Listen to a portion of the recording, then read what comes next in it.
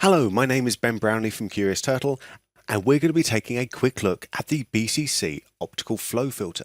The Optical Flow Filter is used for remapping time to either slow down or speed up your footage using optical flow technology to create smoother interpolation between those frames. But what does that mean in practice? Well, let's take a look at our first shot here. And I've got some dust floating around, and let's just zoom in and look at one particular piece of dust here.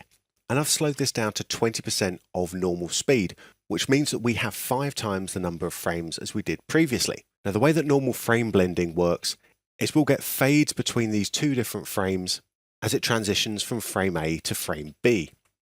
With optical flow, what you're going to be getting is much smoother transitions between those frames as it looks at the way that the pixels are moving and warps them between those two frames instead of just doing a simple dissolve.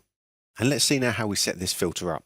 We can apply BCC optical flow to the layer itself, or in this case, we can apply it to a solid layer. Then in the optical flow filter, we choose our source image.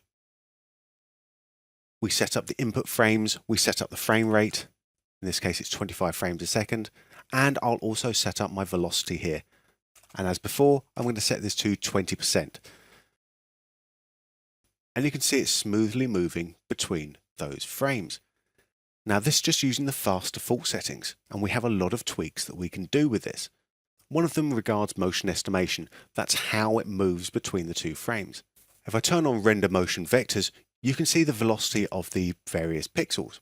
And at this point I can adjust the velocity limit and thus the sensitivity of the effect. With a very high velocity limit, optical flow could incorrectly assume that some of these pixels are moving a lot faster than they actually are. So by taking the velocity limit down, we can avoid some unfortunate artifacting and smearing. So if we render that out and take a quick look, you can see we're still retaining details in the high frequency areas, and we've got a nice smooth end result. If we compare that to how the image looks with traditional frame blending, you can see we're losing all detail across the entire image, especially in the bushes over here, giving us a much less polished and less smooth result. And that's a quick look at the BCC Optical Flow Filter.